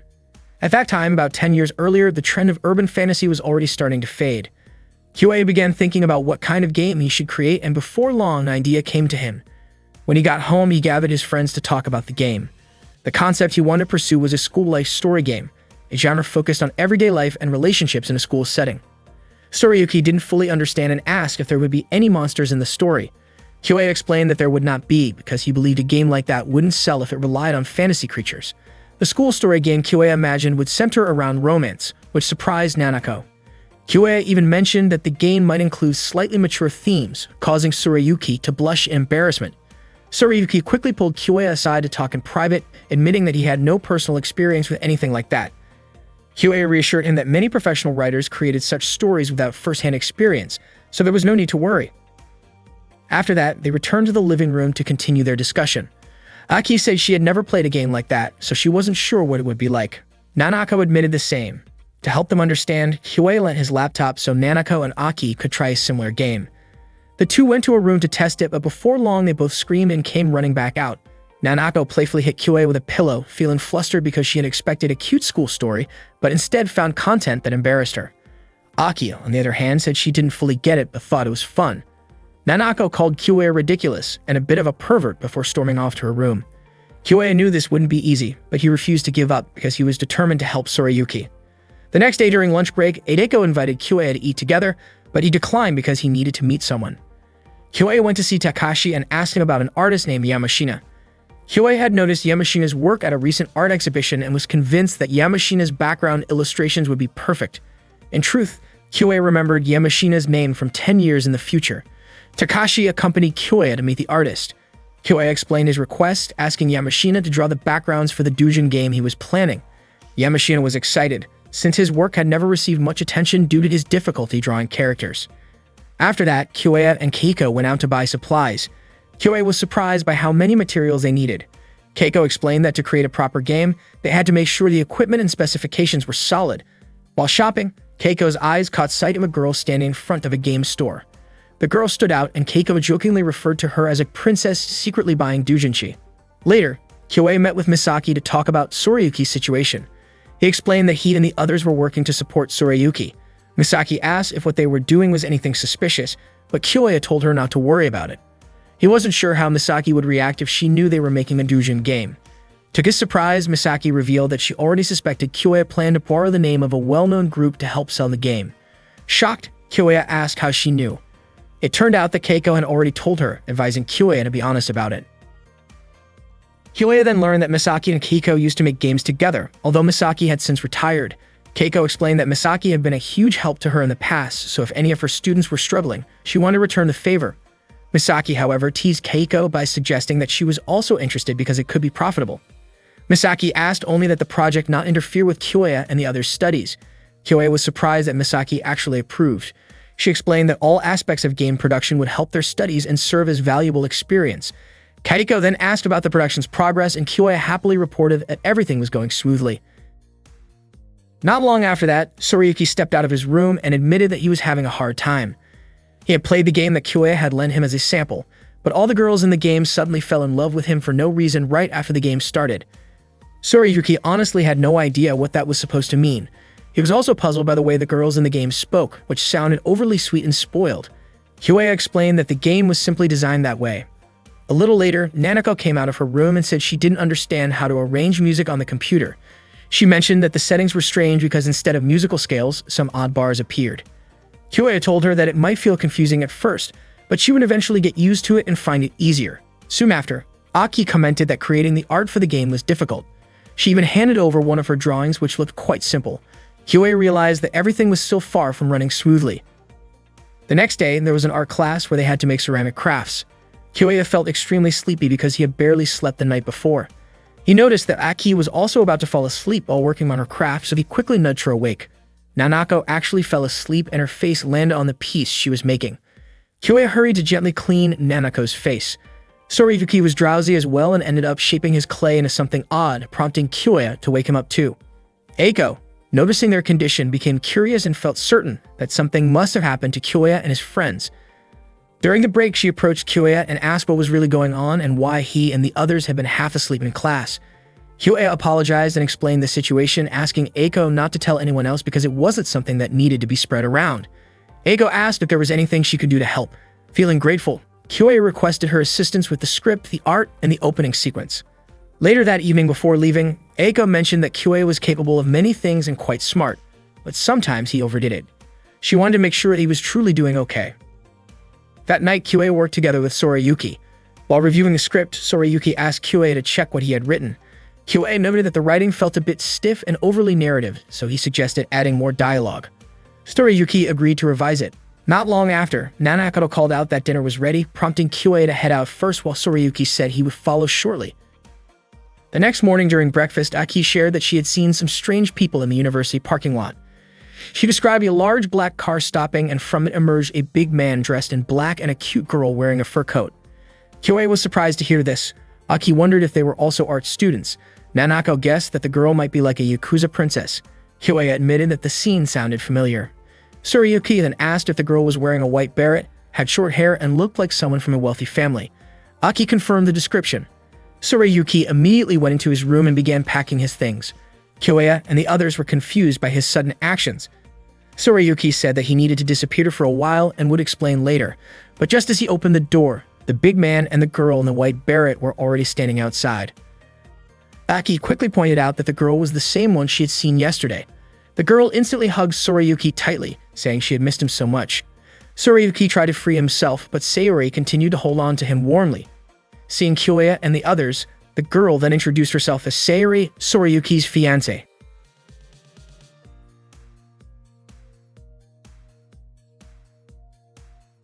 Sayori joined Kyoya and the others for dinner, which made Sorayuki wonder why she decided to sit around the table with them. Sayori smiled warmly and said it should be fine if she joined their meal. Since Sayori had prepared such a delicious dinner, Kyoya and the rest had no reason to turn her down. Sorayuki was surprised at how easily his friends were won over by good food. Sayori cheerfully offered Sorayuki a bite, but he kept refusing. Then she suddenly revealed that she was actually his fiancé. Everyone was shocked to learn that Sayori and Sorayuki were childhood friends who once promised to get married. Sayori seemed determined to win Sorayuki's heart and even hinted that she wanted to take him back home. Unexpectedly, Aki also offered to feed Kyoya, just like Sayori had done with Sorayuki. Kyoya was startled at not wanting to be outdone, and Nanako quickly joined in by offering him some vegetables. The two girls playfully fed Kyoya together, making him flustered but amused. Sorayuki teased that Kyoya looked like he was having fun, and Kyoya admitted it with a laugh. Everyone ended up laughing together. Later that afternoon on the school field, Sorayuki opened up to Kyoya about his history with Sayori. He explained that Sayuri was his next-door neighbor and that they had been friends since kindergarten. Back then, she often looked after him when his own family didn't pay much attention to him. When he was little, he even thought of her as an older sister. Their so-called engagement, however, was something decided by his parents without his consent, and he thought it was ridiculous. Although he cared for Sayuri as a person, he didn't have romantic feelings for her. That was the real reason he ran away from home. He didn't want to reject her outright and hurt her feelings. Sorayuki admitted that he felt bad for everyone because this personal issue came up just as they were about to start developing their game. He said he would tell Sayuri not to visit the Kitayama house anymore, but Kyoya jokingly pointed out that Nanako and Aki seemed to really enjoy Sayuri's fancy hot pot. The next day, Sayuri came to the Kitayama house again, and before long she was joining their meals every day. A few days later, winter break started at the university, allowing the team to focus even more seriously on their game development. One night, Sorayuki asked Kyoya to review his script. He was frustrated because after rewriting it so many times, he felt like he had lost his direction and decided to start over completely. This was his approach after fully understanding the flow of a Bisubyo game.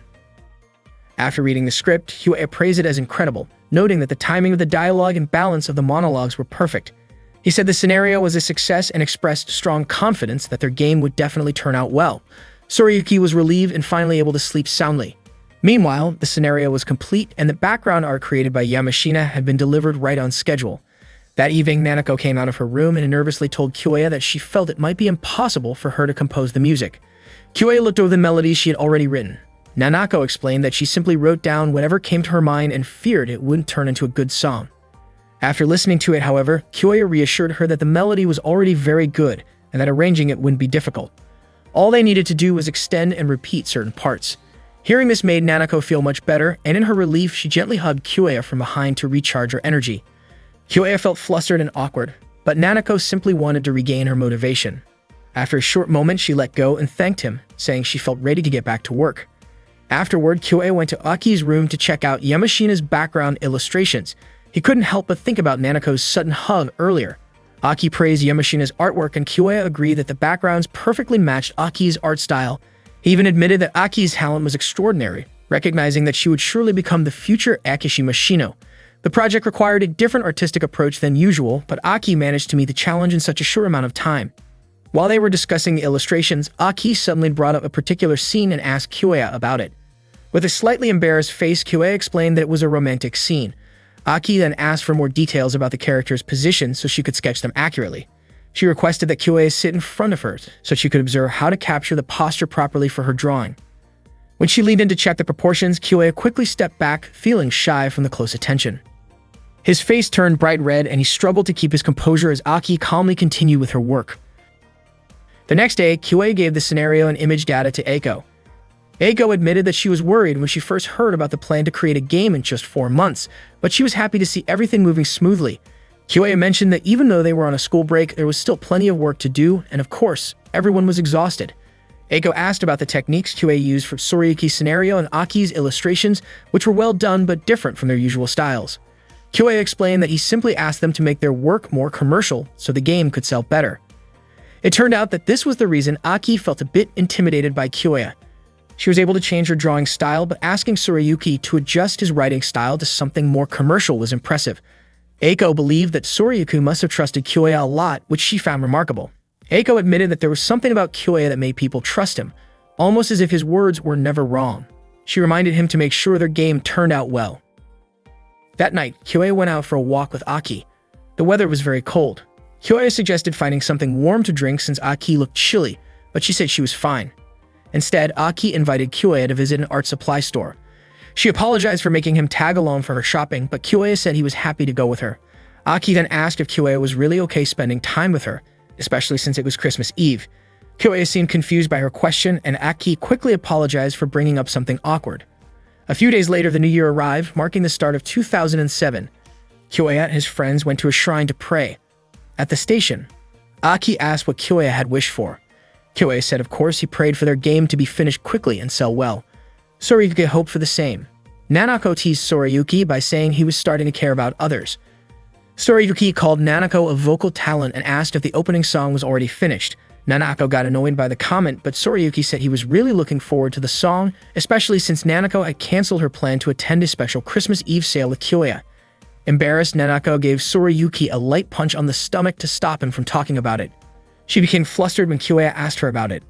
Sorayuki then invited everyone to eat together before heading home. They all agreed and immediately looked for a place to eat. Despite a few surprises, their game continued to make steady progress. A few days later, Kyoya and the others watched the game they had been creating together.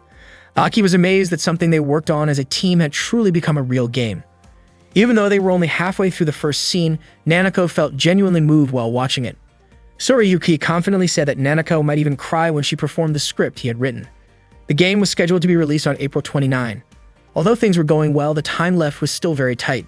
Kyoya's responsibility was to guide his team to meet the deadline and ensure the game would sell successfully. He was determined not to repeat the mistakes he made 10 years ago and was confident that this remake of his life would succeed. That night, Kyoya went to Sorayuki's room to talk with him. When he opened the door, he was surprised to see Sayori sitting near Sorayuki, dressed in a stylish and slightly bold outfit. Sayori playfully tried to convince Sorayuki, who was busy writing his script, to take a break and relax for a while. Sorayuki politely asked her not to disturb him while he was working. Curious, Sayori glanced at the script he was writing and was surprised to find some scenes that she thought were a bit daring. She jokingly read a few lines aloud, which made Sorayuki uncomfortable.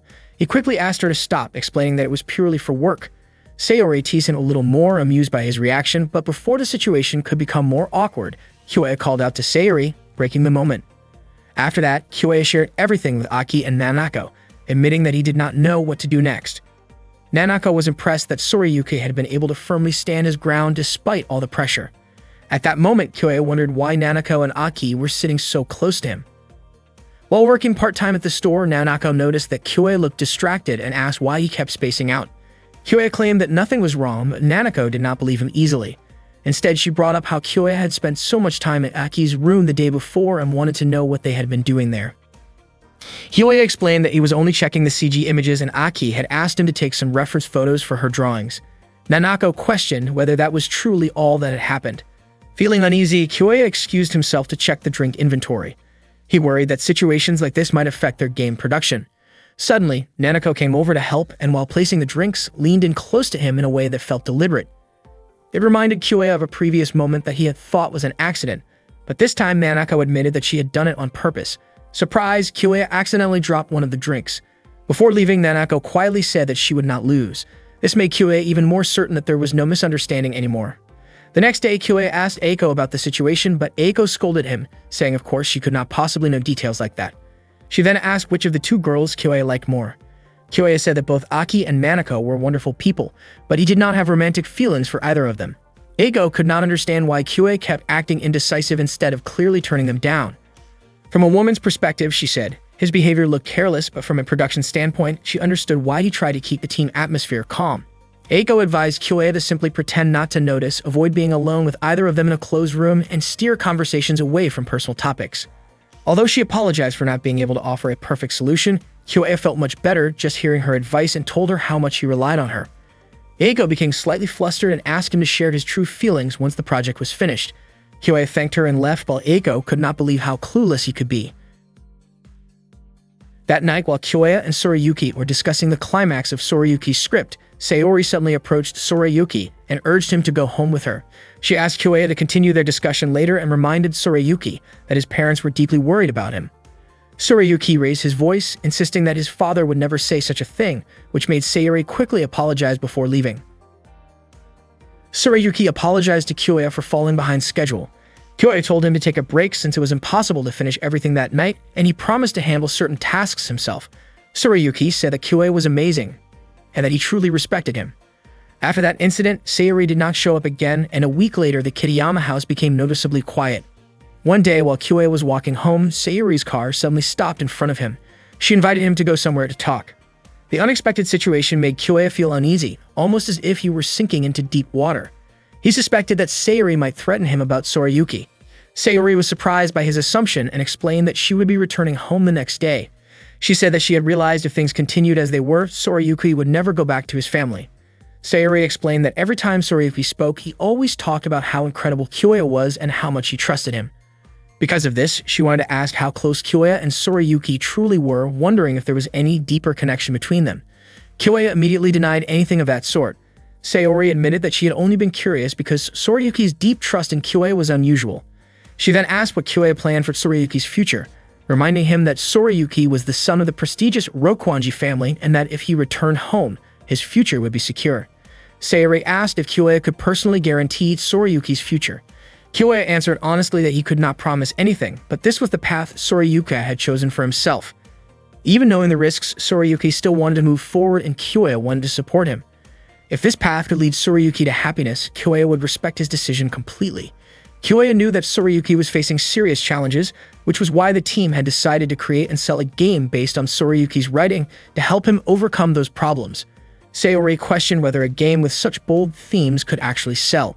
Kyoya confidently stated that their game would succeed and that its quality was high enough to reach a wide audience.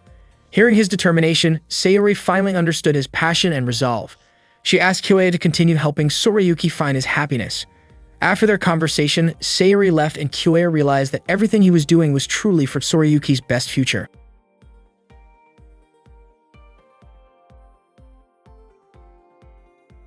One month before the game's launch, the project created by Kyoya and his friends was almost complete. Kyoya hoped that everyone would stay focused and push through until the very end, encouraging them to give their best together. At that stage, the game's scenario still lacked about 1/3 of the content, the illustrations were missing about 1/4, and 3 songs were still unfinished. In Kyoya's opinion, if they didn't make compromises in certain areas, the game would never be completed on time. However, he also realized that he had been pushing his friends to follow many of his own personal decisions. This made him recall the failures he had once experienced in his future life. Kyoya reassured himself that this game needed to be finished, especially for Tsurayuki's sake. That night, Kyoya asked Nanako to create background music that matched the sample melody he provided. Nanako eagerly agreed to work on it, even though it meant the music wouldn't be completely original. Afterward, Kyoya went to Aki and requested a layout adjustment, asking her to prioritize the climax of the game and focus on highlighting the characters' facial expressions in the final scene. He asked Aki to follow his instructions carefully, and she happily accepted the task. Next, Kyoya approached Tsurayuki to request changes to the script. Tsurayuki pointed out that the revisions Kyoya wanted were different from the plot he had written. Kyoya explained that the changes were necessary to ensure the game could be finished on time. Tsurayuki responded that if Kyoya was making all the key plot decisions and even handling the final illustrations, it felt like there was no meaningful place for a writer like him. Kyoya countered by saying that the heart of the game existed precisely because of Tsurayuki's writing. He also reminded him that in commercial game development, directors often manage the plot and only a handful of writers handle everything on their own from start to finish. Kyoya emphasized that their top priority had to be completing the game and selling it at the upcoming event. Although Kyoya felt guilty for pushing Tsurayuki so hard, he believed this was the best plan to finish on schedule. He pleaded with Tsurayuki to trust him and follow his lead. Tsurayuki agreed, admitting that Kyoya was always right and that he knew Kyoya was doing everything for his sake. Kyoya told him that for the sake of their future, they needed to make compromises from that point onward. The next day, Kyoya rode the train with Keiko and Nanako to a recording studio. He explained that the scenario phase was now complete, which meant they could move on to voice recording that week. Keiko was almost in disbelief. She remembered how far behind they once were, yet now the illustrations looked better than ever. Jokingly, she even asked if Kyoya had used magic. Kyoya admitted that he had simply asked the team to prioritize progress. During the trip, Nanako looked extremely nervous. Kyoya thought performing in a festival concert was far more nerve-wracking, but Nanako turned out to be more tense about the recording session. Once the recording began, everything went smoothly and Nanako ended up enjoying the process a lot. Both Keiko and Kyoya were happy to see her having fun. On their way back, Keiko mentioned that the audio director had been surprised and asked where she had found someone like Nanako. Nanako blushed at the compliment, while Kyoya felt grateful for trusting his own approach and realizing his decision had not been wrong. The following day, Kyoya and Eiko visited Takashi to borrow a computer again. Takashi taught Eiko about the differences between various editing software programs. Eiko quickly understood the explanations and began editing game materials. Takashi whispered to Kyoya that Eiko was an outstanding student who could grasp concepts incredibly fast. He was confident that if she kept at it, Eiko could become an exceptional editor someday. Suddenly, Aki called Kyoya and asked him to come home immediately. When he arrived at the Kitayama house, Elki excitedly shared a new idea she wanted him to see. She proposed adding a short but powerful line of dialogue for the male character, suggesting that his hands should be shown while speaking. Kyoya pointed out that clenching his fist was something the protagonist often did when he was serious about something. Kyoya admitted that it was a great idea, but their illustration schedule was already in chaos, so adding more work would be unrealistic.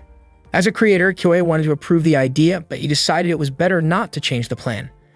Aki asked why he refused when she believed it would improve the scene and wondered if he doubted her ability to finish on time. Kyoei explained that he wanted to focus on the expressions she had drawn for that scene. The CG already contained 4 lines of dialogue carefully arranged to emphasize how expressive the protagonist was. Although the change was appealing, he believed it was better to stick with their current plan. Aki eventually agreed to follow his instructions. Kyoei apologized for turning down such an interesting idea, and Aki apologized for interrupting his busy schedule. Kyoei intentionally made that decision because he believed it was the best choice for Sorayuki. As the submission deadline approached, Kyoei and the others worked tirelessly. Kyoei kept encouraging his team to finish their game. Sorayuki complained because he kept making typos in his script. Kyoei asked him to stay focused, reminding everyone that it was already 2 in the morning, and they had to deliver the master copy to the printer by 10. Eiko arrived shortly after, and Kyoei immediately asked her to test the game and decide on the route for the girl character. Not long after, Nanako suddenly shouted because the girl in the game suddenly lost her facial expressions and appeared blank. Kyoei identified it as a bug and told Nanako to save the data right there so he could inform Keiko later. Aki then mentioned that while she was playing, the screen suddenly went black. Kyoei explained that the game had crashed and said he would let Keiko know about it as well. Just then, Keiko appeared, noticing that many issues seemed to be popping up. She cheerfully offered to help. Kyoei explained that there was a problem with the facial expressions.